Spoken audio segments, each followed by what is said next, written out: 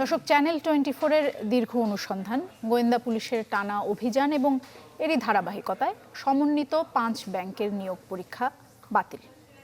দেশ জুড়ে এখন আলোচনা হচ্ছে এই প্রশ্নপত্র ফাঁসের ঘটনা নিয়ে এবং রিমান্ডে নতুন নতুন তথ্য দিচ্ছে আসামিরা। এবং এই তথ্যের মধ্যে জানা যাচ্ছে যে পরীক্ষায় যে উত্তরগুলো তারা আগে থেকে পেয়ে যেতেন সেগুলো মুখস্থ করানো হতো বিশেষ ব্যবস্থায়। প্রশ্ন প্রণয়নে পর্যাপ্ত নিরাপত্তা আর নজরদারির অভাবকেই কাজে লাগাতো চক্রটি। বিস্তারিত জানাচ্ছেন আব্দুল্লাহ আল ইমরান। সাজ্জাদ হোসেন শিহাব ঢাকা বিশ্ববিদ্যালয় থেকে মাস্টার্স শেষ করে আছেন চাকরির খোঁজে, আর এই সুযোগটাই কাজে লেগিয়েছে চক্রের সদস্যরা। স্বপন ভাই হচ্ছে এই পরীক্ষার আগে বলতেছে এগুলো আউট হয়, কারণ আমি তাকে বলছি যে আমি তো এগুলো বিশ্বাস করি না, এগুলো আউট হয় কিনা। ওরা হচ্ছে আমাকে বলছে যে আপনি দেখেন, আপনার বিশ্বাস হবে। ব্যাংকের প্রশ্নপত্র ফাঁস হয়, এটি বিশ্বাস করতে পারলে আরও অনেককেই পাবে চক্রটি, তাই বিনামূল্যেই সাজ্জাদকে প্রশ্নপত্র দেয়া হয়। যাই দেখি যে ওখানে 12-13 জন ছেলে দিয়া তারা শুধু উত্তরপত্র লেখাইতেছে, আমাকে শুধু সে কোশ্চেনটা দেখাবে এই জন্য একটা লোকেশন দিয়েছিল, আমি সেখানে গেছিলাম। জানালেন উত্তর মুখস্থ করতে তৈরি করা অস্থায়ী ক্যাম্পের বিস্তারিত। উত্তরগুলো লেখা ছিল রাজা রামমোহন রায় 20:21, 2380, এই শুধু উত্তর এরকম 1, 2, 3 নাম্বারের কোনো সিরিয়াল নাই, কিছু নাই, মানে যেটা যেখানে হাতে লেখা ছিল, হাতে লেখা যে যার মতো লিখছে, একজন আরেকজন। হয়তো প্রথমটা কম্পোজ করা ছিল, যেহেতু আমি সবার লাস্টে গেছি আমি তো এগুলো জানি না। সাজ্জাদ যে স্বপনের কথা বলছেন তার সঙ্গেই প্রায় 1 বছর আগে পরীক্ষার্থী ছদ্মবেশে চুক্তি হয়েছিল চ্যানেল 24-এর, আর সেই সূত্র ধরেই বেরিয়ে এসেছে পুরো চক্রটি। না, টাকা গুনে নিতে ভাই, টাকা গুনে নিতে, আপনি এটা গুনা দেন। গ্রেপ্তারের আগে আহসানুল্লাহ বিশ্ববিদ্যালয়ের প্রশ্ন ছাপা ও প্রণয়নের কাজে পর্যাপ্ত নজরদারির অভাবের কথা বলেছেন বিশ্ববিদ্যালয়টির টেকনিশিয়ান মুক্তারুজ্জামান। এর মধ্যে থেকেই আসলে খুব সাবধানের সহিতই দেওয়ার এটা কালেক্ট করতো, কেননা স্যারেরা তো অবশ্যই জানতে পারলে আমাদেরকে আসলে নামই আসে। এখানে যারা কাজ করতেছে টিমে বা কমিটিতে আছে তাদের খরচ অনুযায়ী তারা যেটা প্রাপ্য সেটা নেয়। এদিকে রিমান্ডে নতুন নতুন তথ্য দিচ্ছেন আসামিরা। বেরিয়ে আসছে ব্যাংক কর্মকর্তা, শিক্ষক সহ আরও অনেকের নাম। আব্দুল্লাহ আল ইমরান, চ্যানেল 24, ঢাকা। দর্শক, ব্যাংক নিয়োগের প্রশ্নপত্র ফাঁসের আরও খবর নিয়ে দেখবেন আজ রাত 9টায় চ্যানেল 24-এর সার্চ লাইট অনুষ্ঠানটি। এবারে অন্য প্রসঙ্গে ইউপি নির্বাচনের সহিংসতা নিয়ে বিস্তর আলোচনা হচ্ছে, তা নিয়ে পরপর দুটো প্রতিবেদন রয়েছে আমাদের হাতে। মলিন হচ্ছে উৎসবের ভোট, ইউপি নির্বাচন ঘিরে তৃণমূলে বাড়ছে কোন্দল, সংঘাত আর অস্ত্রের ঝনঝনানি। সবশেষ গতরাতে রাজবাড়িতে দুর্বৃত্তের গুলিতে প্রাণ গেছে এক আওয়ামী লীগ নেতার। পরিবারের অভিযোগ, নির্বাচন থেকে তাকে সরিয়ে দিতেই এই হত্যাকাণ্ড। স্থানীয় সরকার নির্বাচন ঘিরে সহিংসতায় রক্ত ঝরছে তৃণমূলে, ঘটছে প্রাণহানি। এসব ঘটনাকে অত্যন্ত দুঃখজনক বলে মনে করেন আওয়ামী লীগের সাধারণ সম্পাদক ওবায়দুল কাদের। নিজ বাসভবনে নিয়মিত ব্রিফে সবাইকে আরও সতর্ক হওয়ার পরামর্শ দেন তিনি। এ হতাহতের ঘটনা অত্যন্ত দুঃখজনক। সারা দেশে তৃণমূল পর্যায়ে নির্বাচনকে ঘিরে যে উৎসব মুখরতা, তা ধরে রাখতে আমাদের সকল পক্ষকে আরও সতর্ক থাকতে হবে। নির্বাচনের অনুকূল পরিবেশ ধরে রাখার জন্য আমরা নির্বাচন কমিশন এবং আইন প্রয়োগকারী সংস্থাসমূহকে সর্বোচ্চ সতর্কতামূলক ব্যবস্থা গ্রহণের আহ্বান জানাচ্ছি। তবে আওয়ামী লীগের সাধারণ সম্পাদক সহ সিএসির বক্তব্যের কড়া সমালোচনা করেছেন বিএনপির মহাসচিব মির্জা ফখরুল ইসলাম আলমগীর। জাতীয় প্রেস ক্লাবে আলোচনা সভায় তিনি বলেন, স্থানীয় ও জাতীয় নির্বাচন ব্যবস্থা ধ্বংস করে দিয়েছে এই কমিশন। মন্ত্রীরা বলছে যে না, এটা তেমন কিছু না, একটু সাধারণ ঝগড়াঝাটি। নির্বাচন কমিশন বলছে যে খুব সুষ্ঠু অবাধ নির্বাচন হয়েছে, ওই যেটা আপনার সংঘর্ষ হয় এর দায় দায়িত্ব আমাদের না। লজ্জা নাই, শরম নেই। এই ভদ্রলোকের কোনো লজ্জা শরম বলতে কিছু নেই। এই বাংলাদেশি নির্বাচন ব্যবস্থাকে তিনি ধ্বংস করলেন। জাতীয় প্রেস ক্লাবের সামনে শুক্রবার বিক্ষোভ কর্মসূচি পালন করে ঢাকা জেলা বিএনপি। এতে দলটির স্থায়ী কমিটির সদস্য গয়েশ্বরচন্দ্র রায় বলেন, গণতন্ত্রে বিশ্বাস না করায় ভোট ঘিরে নিজেদের মধ্যে সংঘাতে জড়াচ্ছে ক্ষমতাসীনরা।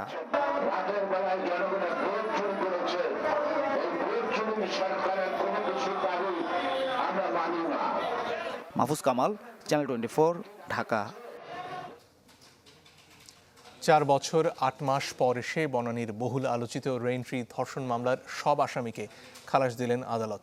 তবে সেই রায়ে দেশের সর্বোচ্চ আদালতকে বৃদ্ধাঙ্গুলি দেখিয়ে 72 ঘন্টার পর কোনো ধর্ষণ মামলা না নিতে থানাকে পর্যবেক্ষণ দেওয়া হয়েছে।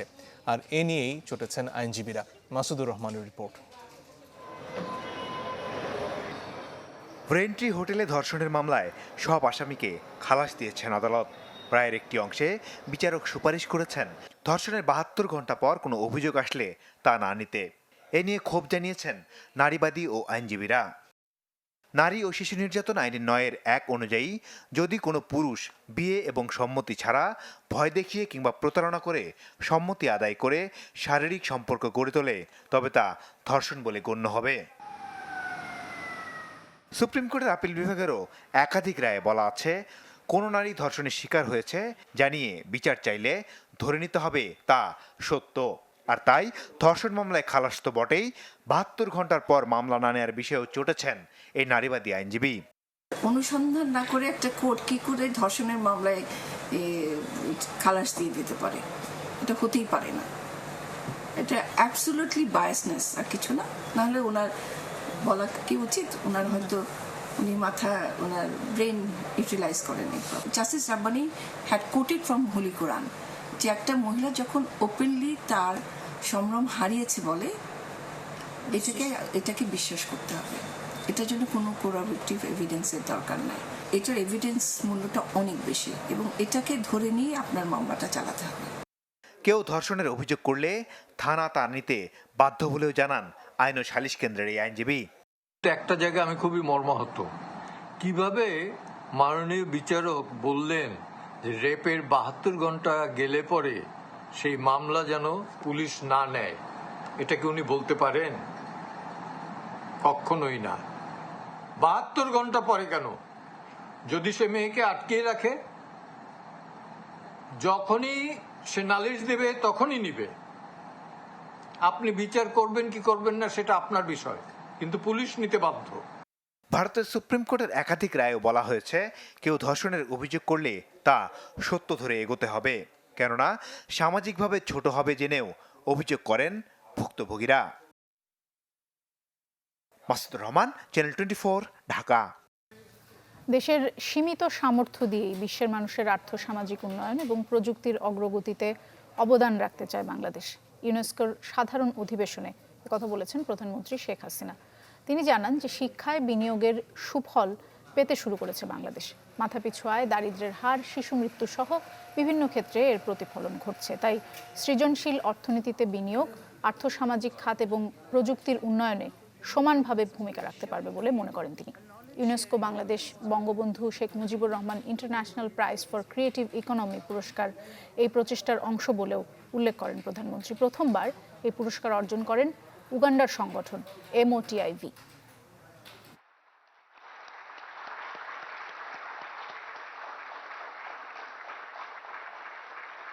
As we are passing through a difficult time, the need for a strong, dynamic, innovative, multilateral organization is felt more than ever before. Bangladesh is ready to work closely with UNESCO in its endeavor to construct the defense of peace. 30 বছর আগেই মেয়াদ ফুরিয়ে গেছে টঙ্গী ব্রিজের, আর সেই ব্রিজে এবার দেখা দিয়েছে ছোট একটা গর্ত। এবং এই ব্রিজের এক পাশ বন্ধ থাকায় বিমানবন্দর সড়ক একরকম অচল হয়ে পড়েছে এবং বিকল্প যে পথ রয়েছে সেখানেও ভয়াবহ যানজট দেখা দিয়েছে। তাই অনেকেই গন্তব্যে যেতে মাইলের পর মাইল হাঁটতে হচ্ছে। গত 3 দিন ধরে এই দুর্ভোগ পোহাচ্ছেন সাধারণ মানুষ এবং আরও যেটি দুঃসংবাদ সেটি হচ্ছে যে আগামী আরও 7 দিনেও এই অবস্থার কোনো পরিবর্তনের সম্ভাবনা দেখা যাচ্ছে না।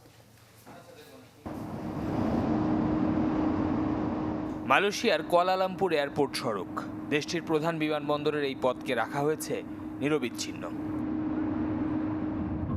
থাইল্যান্ডের সুবর্ণভূমি এয়ারপোর্ট, এখানেও নির্বিঘ্ন যাতায়াতের বহু পথ। আর এটি দেশের হযরত শাহজালাল আন্তর্জাতিক বিমানবন্দরের যাওয়ার প্রধান সড়ক। গেল 3 দিন ধরে থমকে আছে এই সড়কের যাতায়াত। গালভরা বুলি যেন পর্যদুস্থ টঙ্গী ব্রিজের ছোট্ট একটি ধসে। তাতে ঢাকা অংশে বিশ্ব রোড থেকে টঙ্গী ব্রিজ আর ওদিকে গাজীপুর চৌরাস্তা পর্যন্ত গাড়ির সারি। উপায় না পেয়েই কিলোমিটারের পর কিলোমিটার পায়ে হেঁটেই গন্তব্যে পৌঁছাচ্ছেন মানুষ। এত লক্ষ লক্ষ পাবলিক আমরা কষ্ট করে যাচ্ছি, এত সাফার করতেছি, শুধু এখানে না সবখানে আমাদের সাইডটা মনে হয় না খুব কেউ গুরুত্ব সহকারে দেখে। 50 মিনিট যাবত হাঁটতেছি, সেই হোসেন মার্কেট থেকে হাইটে আসলাম। এই হাঁটতে হাঁটতে এখন ক্লান্ত। কষ্ট করে আমরা যে পরিশ্রম করে হাঁটতেছি, এত আমরা কেন কষ্ট করবো? সরকার এখন কই? বুধবার গভীর রাতে টঙ্গী থেকে ঢাকাগামী যান চলাচল করা ব্রিজের কিছু অংশ ধসে পড়ে। তারপর থেকেই বন্ধ গাজীপুর থেকে ঢাকায় ঢোকার এই সড়ক। বিকল্প সড়ক কামারপাড়া থেকে যানবাহন ঢুকছে ঢাকায়, যার রেশ সবখানে। এখন ওই দিক থেকে লোকজন কামারপাড়া দিয়ে দিকটা ঢুকতেছে, ডাইভারশন করছে। এই সাময়িক সমস্যার জন্য আমরা দুঃখিত। এই পর্যন্ত আমাদের এখনই এই মুহূর্তে কাজের জন্য আমরা কিছু করতে পারতেছি না, তো সপ্তাহখানেকের মধ্যে আমরা এটা আবার চালু করে দেবো। আর এই সড়ক জুড়ে বিআরটি প্রজেক্ট চলমান, ফলে সংস্কার কাজ ও টঙ্গীতে নতুন সেতু নির্মাণ হচ্ছে তার আওতায়। সংশ্লিষ্টরা জানান কমপক্ষে আরও 7 দিন ভোগাবে অসহনীয় এই যানজট। শফিকুল ইসলাম সবুজ, চ্যানেল 24, ঢাকা। পাইপলাইনের লিকেজের কারণে গোটা ঘরটাই পরিণত হয়েছিল গ্যাস চেম্বারে, তাই আগুনের সামান্য ছোঁয়া পেয়েই ঘটে বিস্ফোরণ। নারায়ণগঞ্জের ফতুল্লায় 5তলা আবাসিক ভবনে সেই বিস্ফোরণে প্রাণ গেছে 2 জনের, শিশুসহ দগ্ধ হয়েছেন আরও 8 জন। তদন্তে গঠন করা হয়েছে 7 সদস্যের কমিটি। ভেঙে পড়েছে দেয়াল, ফাটল ধরেছে ছাদের পলেস্তারে, বিধ্বস্ত বিল্ডিং পিলার। নারায়ণগঞ্জের ফতুল্লার লালখা এলাকার বাসিন্দাদের বিকট শব্দে ঘুম ভাঙার পর এমন দৃশ্য দেখতে হয়েছে।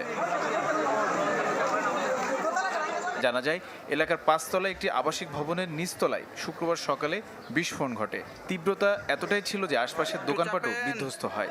এ সময় দেয়াল চাপায় ঘটনাস্থলে মারা যান এক নারী, শিশুসহ আহত হন বেশ কয়েকজন। সকালবেলা অনেকে ডিউটি যাইব, চুলা ধরাইতে চাইছে, ব্রাস্ট হয়ে গেছে।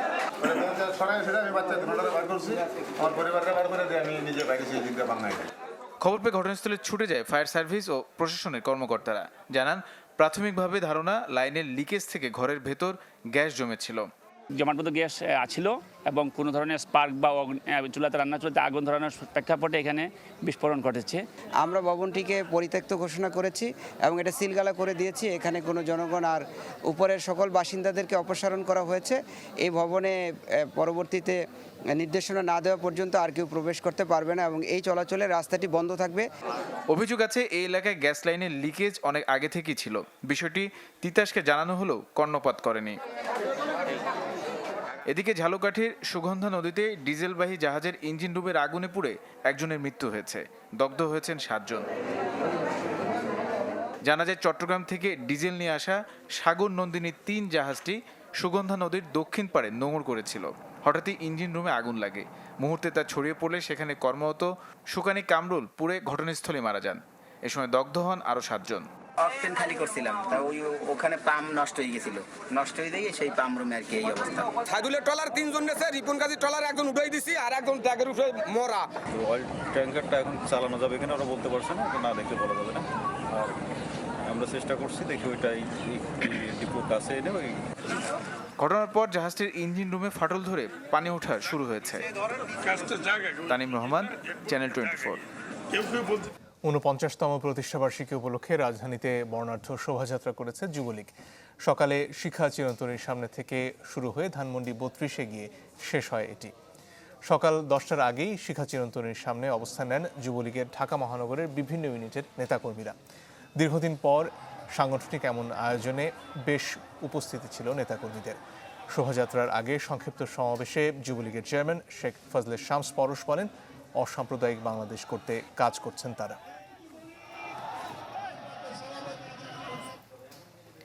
রাজধানীর বাজারে কিছুটা কমেছে শীতের সবজির দাম, তবে এখনও তা নিম্নবিত্তদের নাগালের বাইরে। সামান্য কমেছে মাছ মুরগির দামও। এছাড়া আগের বাড়তি দরেই বিক্রি হচ্ছে আদা, রসুন আর পেঁয়াজ। রাজধানীতে ভোররাতে শীতের হালকা অনুভূতি মিললেও এই মৌসুমের সবজির দাম এখনও নাগালের বাইরে। তবে কয়েকটি পণ্যের দাম সামান্য কমেছে।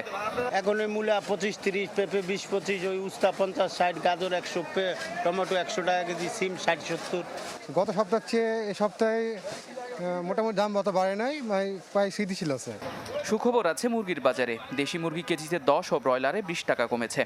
গত সপ্তাহে আমরা সোনালী মুরগি বিক্রি করছি 300 টাকা কেজি, আজকে বিক্রি করছি 280 টাকা, 70 টাকা কেজি, কেজিতে 20-30 টাকা কমছে। স্বল্প বেতনভোগী যারা অল্প আয়ের মানুষ, আমাদের উপরে বিশাল একটা প্রভাব বিস্তার করতেছে।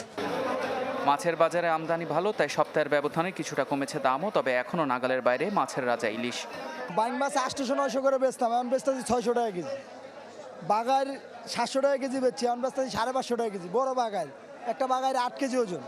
পাবদা মাছ 400 টাকা কেজি বেচতেছি, গত সপ্তাহে 500 টাকা বেচছি। নদীর পাবদা, নদীর গুলশা ট্যাংরা 600 করে বেচছি, এখন বেচতেছি 450। আগের তো অনেক কম। যে মাছটা আমরা গতিতে 400 টাকা কিনেছি, সেটা আজকে কিনলাম 500-550 টাকা। আমাদের বেতন তো আর বাড়ে না এই মুহূর্তে, বাজেটের অনেক বাইরে চলে যাচ্ছে বাজারের এই দ্রব্যমূল্যের গতি। সরবরাহ থাকলেও আগের বাড়তি দামে বিক্রি হচ্ছে মশলা। একই অবস্থা আদা, রসুন ও পেঁয়াজের।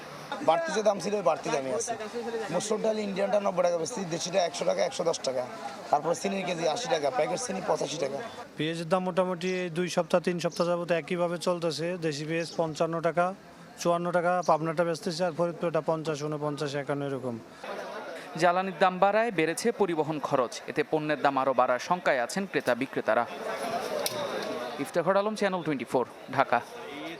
আইন উপেক্ষা করে খাগড়াছড়িতে কৃষি জমির উপর নতুন ইটভাটা তৈরির কাজ চলছে। আর ইটভাটা যেহেতু লোকালয়ের খুব কাছাকাছি, তাই এর কারণে পরিবেশ দূষণ হবে সেটি নিয়ে কিছুটা শঙ্কিত স্থানীয়রা। অবশ্য ভাটা মালিকরা বলছেন স্থানীয় প্রশাসনকে জানিয়ে এসব হচ্ছে। খাগড়াছড়ি থেকে নুরুসফা মানিকের পাঠানো রিপোর্ট। খাগড়াছড়ি সদরের কমলছড়ি ইউনিয়ন, যেখানে সড়কের পাশে টিনের ঘেরাও দিয়ে কৃষি জমিতে তৈরি হচ্ছে নতুন ইটের ভাটা। শুধু কৃষি জমিতে নতুন ভাটা স্থাপন করে ক্ষান্ত নয়, পুরনো ভাটাগুলোতে ইট তৈরিতে অবাধে পোড়ানো হচ্ছে পাহাড় ও কৃষি জমির মাটি আর বনাঞ্চলের কাঠ। লোকালয়ের কাছাকাছি এইসব ভাটা পরিবেশের জন্য মারাত্মক হুমকি হলেও কারো কোনো ভ্রুক্ষেপ নেই। কাঁঠাল গাছে ফল আসতে পারে না, ফল আসার সময়, আর ধান গাছে ধানের চারাগুলো মারা যায়। আমরা সবাই ফারাবাসীরা আতঙ্কে আছি। বাড়ি উঠা যাবে না, হ্যাঁ, ব্রিকফিল করা যাবে না, প্রতিষ্ঠান করা যাবে না যেখানে আবাদি হয়। প্রশাসন যদি একটু দৃষ্টি দিত, তাহলে অন্তত পুরো বন্ধ না হলেও কিছুটা হলে নিয়ন্ত্রণ হতে পারে। আমরা এই বিষয়টা তীব্র নিন্দা জানাচ্ছি এবং এটা যাতে না হয়, প্রশাসন যাতে এটা যথাযথ পদক্ষেপ গ্রহণ করে সেটার জন্য বিনীত অনুরোধ জানাচ্ছি। যদিও জেলা প্রশাসনকে জানিয়ে নতুন ভাটা স্থাপন করা হচ্ছে বলে দাবি এই ভাটা মালিকের, তবে এ বিষয়ে ক্যামেরার সামনে কোনো মন্তব্য করতে রাজি হননি জেলা প্রশাসক। কোন দপ্তরে করেছেন? এটা ডিসি অফিসে প্রাথমিক উনি পরিবেশের সভাপতি, উনি ওনার বরাবরে বিষয় করছেন। 2014 সালে ইট প্রস্তুত ও ভাটা স্থাপন আইন কার্যকর হবার 2 বছরের মধ্যে সনাতন পদ্ধতির ভাটাগুলো বিলুপ্তির কথা থাকলেও খাগড়াছড়িতে তা হয়নি। জেলায় বর্তমানে ভাটা রয়েছে 40টিরও বেশি, যার বেশিরভাগই অবৈধ। Desk report, channel 24। এবার জিপিএইচ ইস্পাত হাল না ছাড়ার গল্প। অভাবের মধ্যেও নিজের শখকে পুঁজি করে এগিয়ে যাচ্ছেন ব্রাহ্মণবাড়িয়ার সোহাতা গ্রামের বইপ্রেমিক স্বপন মিয়া। 2 শতক জমিতে গড়েছেন গুঞ্জন নামে একটি পাঠাগার। তার স্বপ্ন তিনি প্রান্তিক জনগোষ্ঠীর মাঝে শিক্ষার আলো ছড়িয়ে দিবেন। এ নিয়ে আরও জানাচ্ছেন জিনিয়া কবির সূচনা।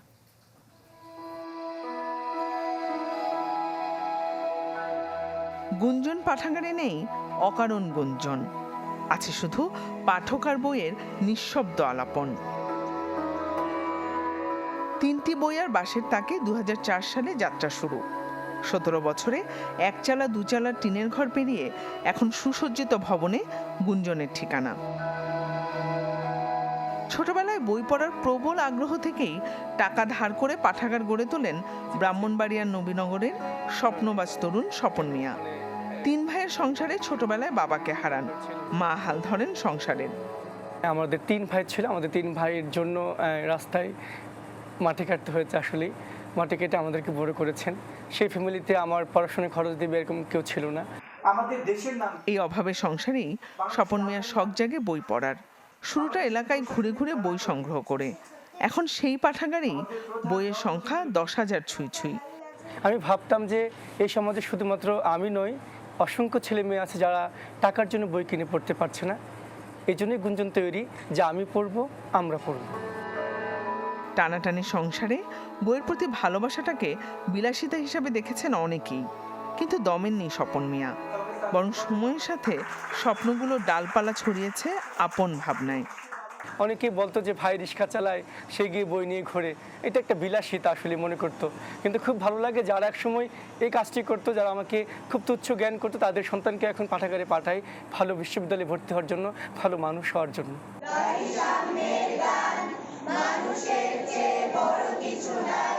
প্রতিদিন বিকেল 3টা থেকে 6টা পর্যন্ত খোলা থাকে গুঞ্জন। শুক্রবার সাপ্তাহিক পাঠচক্র ছুটির দিনে পাঠক সংখ্যা বৃদ্ধি পায়। পাঠচক্রের এখন অনেকেই পড়ছেন দেশসেরা বিভিন্ন শিক্ষা প্রতিষ্ঠানে।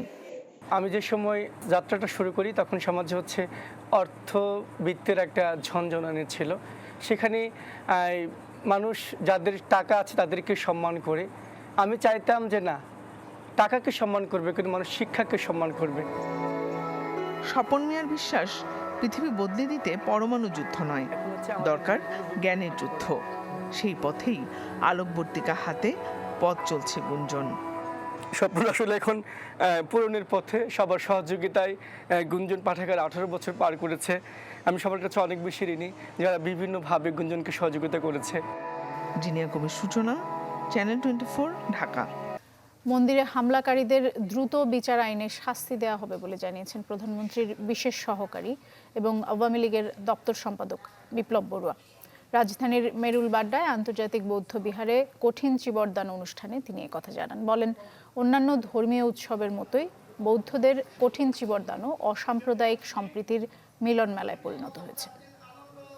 দেশের জন্য, ফুটবলের জন্য মালদ্বীপের বিপক্ষে কাল জয় চায় বাংলাদেশ। দেড় যুগের আক্ষেপ ঘোচাতে সতীর্থদের এভাবেই উদ্বুদ্ধ করেছেন অধিনায়ক জামাল ভুঁইয়া। দ্বীপদেশটিও বাংলাদেশকে হারাতে প্রত্যয়ী। শ্রীলঙ্কার রেসকোর্স স্টেডিয়ামে বিকেল 4:30টায় হবে ম্যাচটি, আর রাতে স্বাগতিক শ্রীলঙ্কার প্রতিপক্ষ সিশেলস। কলম্বো থেকে সাদমান সাকিবের রিপোর্ট। তখন সন্ধ্যা নেমেছে কলম্বোয়। অনুশীলন শেষ বাংলাদেশ দলের, কিন্তু মাঠ ছেড়ে যায়নি ফুটবলাররা। সতীর্থদের আবেগে নাড়া দেওয়ার চেষ্টায় অধিনায়ক জামাল ভুঁইয়া। দেড় যুগে 4 চেষ্টায় মালদ্বীপের বিপক্ষে জিততে না পারার কথাটাই মনে করিয়ে দিলেন অধিনায়ক। সংবাদ সম্মেলনেও জামাল ভুঁইয়া দেশাত্মবোধকে টেনে এনেছেন।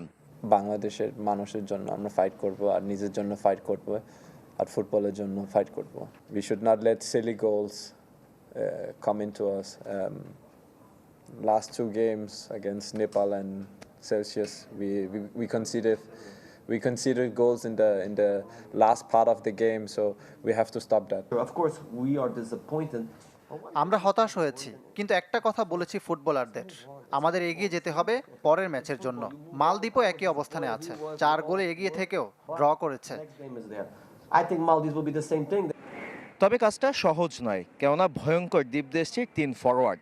সাফে যে দলটার কাছে 2-0 গোলে হেরেছিল বাংলাদেশ, সেই দলটাকে আরও শক্তিশালী করতে যুক্ত হয়েছেন Italian high profile head coach Morero Francisco.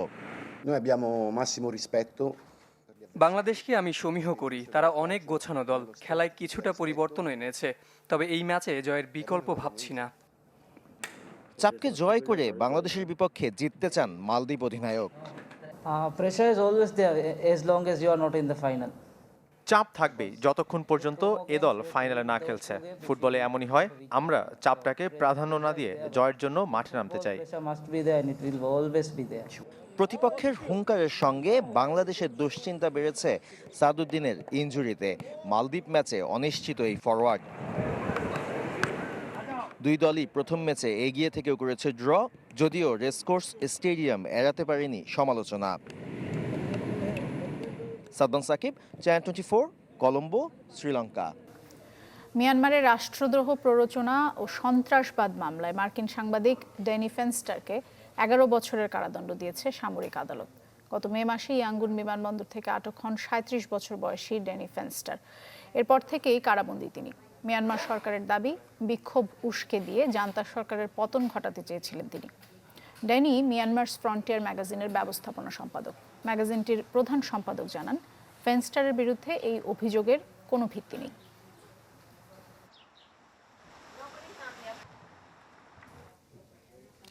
চীনের শিনজিয়াং প্রদেশে উইঘুর মুসলিমদের উপর নির্যাতনের প্রতিবাদে বিক্ষোভ হয়েছে তুরস্কের ইস্তাম্বুলে। স্থানীয় সময় শুক্রবার দেশটির চীনা কনসুলেটের সামনে জড়ো হয় তুরস্কে বসবাসকারী কয়েকশো উইঘুর মুসলিম। সে সময় তারা অভিযোগ করেন, কয়েক লাখ উইঘুর মুসলমানকে বন্দি শিবিরে আটকে রেখে নির্যাতন চালাচ্ছে চীন। যদিও এই বিষয়ে চীনের বক্তব্য, উইঘুর মুসলিমরা সন্ত্রাসী কর্মকাণ্ডের সাথে জড়িত, তাদের সংশোধনাগারে রাখা হয়েছে। তবে যুক্তরাষ্ট্র একে গণহত্যা বলে আখ্যা দিয়েছে। দর্শক, এই ছিল সন্ধ্যা 7টার খবরে। বিশ্বের যে কোনো প্রান্ত থেকে সবশেষ খবর জানতে ভিজিট করুন আমাদের ফেসবুক পেজ, ইউটিউব চ্যানেল ও ওয়েবসাইট। করোনার এই দুঃসময়ে স্বাস্থ্যবিধি মেনে চলুন। একটু পরপর সাবান, স্যানিটাইজার বা হ্যান্ড রাব দিয়ে হাত জীবাণুমুক্ত করুন। মাস্ক পরুন, সুস্থ থাকুন। সাথে থাকার জন্য ধন্যবাদ।